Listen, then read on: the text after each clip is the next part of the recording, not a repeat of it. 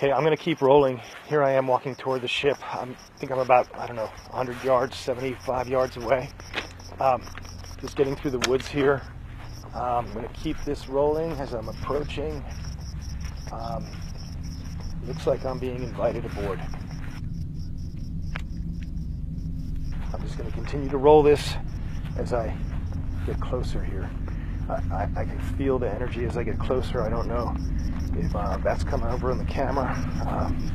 I don't really hear any noise, but here it goes. Here I am. I don't know if you're still here with me. Here I am. Here you can see this. I don't know if it's still rolling, but there's a bright light. I'm being drawn in. I can feel this energy drawing me in. It's like I'm being invited here. Here I go.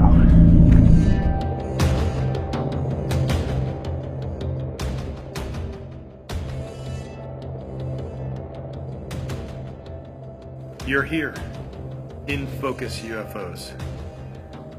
I have here the footage you've been waiting for. First, this footage that I shot a decade ago in the forest above our home in Colorado. It was early afternoon, not long after lunch, and I was working in the field mending a fence.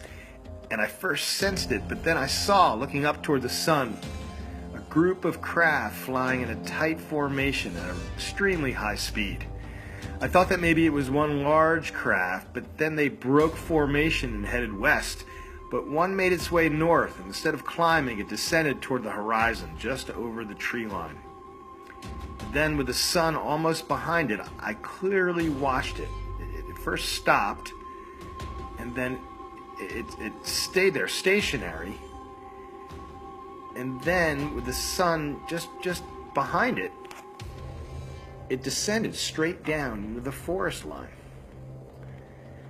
So I immediately got into my truck and went back to the house, and I grabbed my rifle and my camera, and I set out on foot.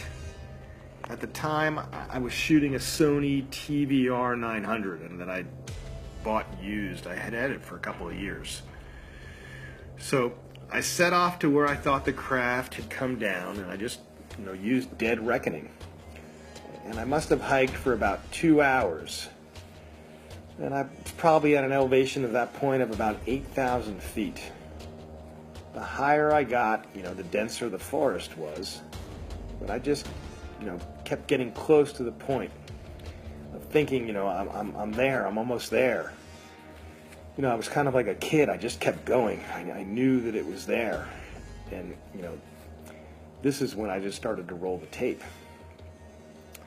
Well, on my way up, I was less than an hour in. I started to see, all kinds of game running. It's not unusual up in the hills to see deer or other game, but it is not normal to see, a variety of different game on a given day. So there was fox, opossum, skunk,